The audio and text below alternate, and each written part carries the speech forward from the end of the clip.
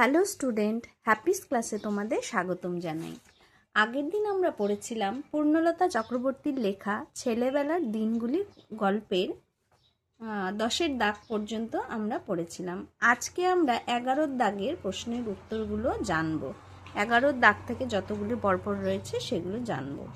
আমার এই চ্যানেলটি যদি তোমাদের ভালো লেগে থাকে তাহলে অবশ্যই একটি লাইক এবং চ্যানেলটিকে সাবস্ক্রাইব করে দিও। দেখো 11-র দাগে রয়েছে জ্যাঠতুতো, পিস্তুতো, মাস্তাতো এই সব সম্পর্ক ছাড়াও আরও অনেক সম্পর্ক আমাদের পরিবারগুলিতে থাকে। তুমি যে কয়টি সম্পর্কের নাম জানো সেগুলি লেখো। যেমন মনে করো জ্যাঠতুতো, পিস্তুতো, মাস্তাতো এইসব ছাড়াও আরও যেগুলো রয়েছে সেগুলো হলো খুড়তুতো, মামাতো, তাই না? 12-র দাগে রয়েছে প্রতি শব্দ লিখো। কি কি দিয়েছে? সাথী, বিশ্রাম, মজা, সিঁড়ি, রান্নাঘর, নিশান। সাথী দিয়ে রয়েছে সঙ্গী, বন্ধু, মিত্র। বিশ্রামে রয়েছে জিরোনো, বিরাম, আয়েশ। মজা দিয়ে রয়েছে আনন্দ, আমোদ, কৌতুক। আর সিঁড়ি দিয়ে রয়েছে ধাপ ও সোপান। দেখো রান্নাঘর দিয়ে রয়েছে হেসেল, পাকশালা, রন্ধনশালা। নিশান দিয়ে রয়েছে পতাকা, ধ্বজা, চিহ্ন। তারপর 13-র দাগে রয়েছে বর্ণ বিশ্লেষণ করো। কি কি রয়েছে? অভাব, উনুন, আহত, টুকরো, মোমবাতি, চিঠি। অভাব, অ যোগ ভ যোগ আ যোগ ব, অভাব। তারপর রয়েছে উনুন, রস্যু যোগ ন যোগ রস্যু যোগ ন, উনুন। আহত, সরায়া যোগ হ যোগ অ যোগ ত যোগ অ, আহত। তারপর রয়েছে টুকরো, ট যোগ রস্যু যোগ ক যোগ অ যোগ র যোগ ও, টুকরো। তারপর রয়েছে মোমবাতি,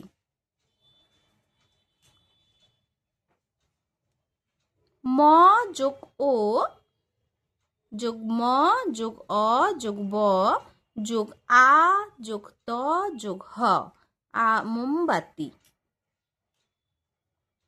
তারপর রয়েছে চিঠি, চ যোগ রস্যই যোগ ঠ যোগ রস্যই, চিঠি। দেখো 14-র দাগে রয়েছে সন্ধি বিচ্ছেদ করো। কি কি দেওয়া রয়েছে? স্বস্তি, নগেন্দ্র, আরেক। তাহলে স্বস্তিতে কি রয়েছে? সু যোগ অস্তি, দন্তাস্বর রস্যকারী সু যোগ অস্তি হলো স্বস্তি। নগেন্দ্র, নগ যোগ ইন্দ্র, নগেন্দ্র, নগ যোগ ইন্দ্র, নগেন্দ্র। তারপর রয়েছে আরেক, আর যোগ এক, আরেক, আর যোগ এক, আরেক। 15-র দাগে রয়েছে নিচের গদ্যটিতে যতি চিহ্ন ব্যবহার করো। কি রয়েছে? ধমক দিয়ে বললেন, এ চা আবার কি? কোত্থেকে এলো?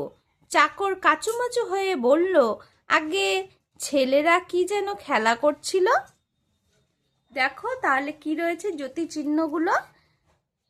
ধমক দিয়ে বললেন, কমা, এটা আবার কি? আবার কমা, কোত্থেকে এলো? যেহেতু এটা একটা প্রশ্ন তাই কোত্থেকে এলো, এটা প্রশ্নবোধক চিহ্ন। চাকর কাচুমাচু হয়ে বলল, আগে ছেলেরা কি যেন খেলা করছিল। দেখো শেষে দাড়ি রয়েছে। 16-র দাগে রয়েছে পাশের প্রতিটি বিষয় নিয়ে 5টি করে স্বাধীন বাক্য লেখো। কি কি রয়েছে? গয়না, পরিবার, ঘুঁটে। তো প্রথমে গয়না দিয়ে যাই।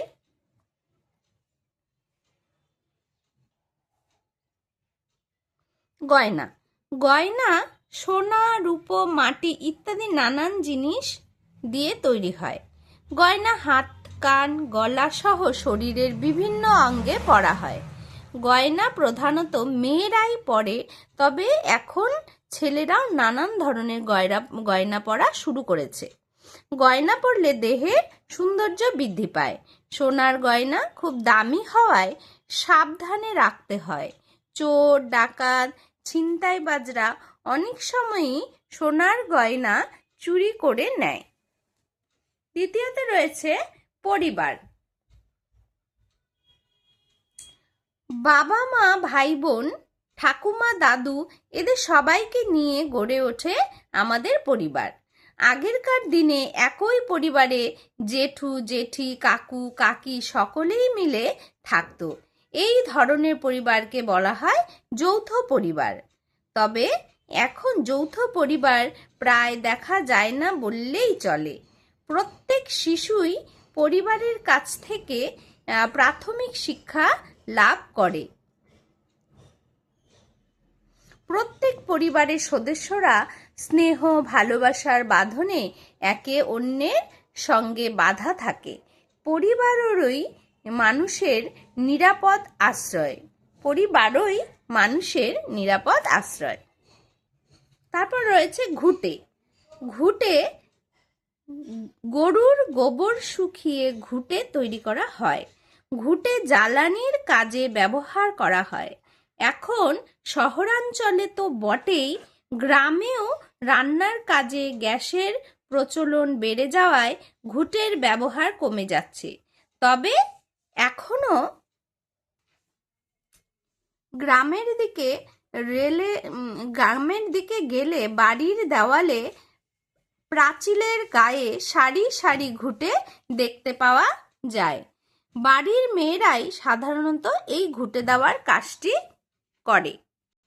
দেখো 17 দাগে রয়েছে বছরের কোন কোন সময় কোন খেলা খেলতে তুমি ভালোবাসো।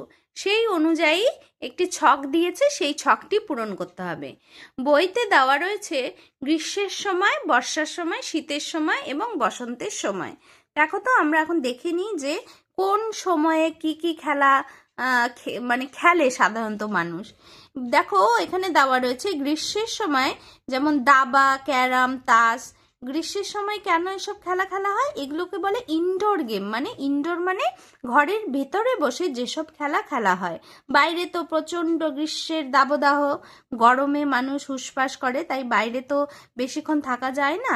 তখন দেখো এই দাবা, ক্যারাম, তাস এগুলো ঘরে যেসব খেলা খেলা হয় সেগুলোরই নাম দেওয়া রয়েছে। বর্ষার সময় ফুটবল, ভলিবল, বাস্কেটবল। শীতের সময় ব্যাডমিন্টন, কিতকিত, কাবাডি। আর বসন্তের সময় রয়েছে ক্রিকেট ও লুকোচুরি। এই 17 দাগ পর্যন্তই ছিল। মোটামুটি সব প্রশ্নের উত্তরগুলোই তোমাদেরকে বলে দেওয়া হলো। তোমরা কিন্তু খুব ভালো করে পড়ে নেবে প্রত্যেকটি প্রশ্নের উত্তর এবং খাতায় নোট করবে।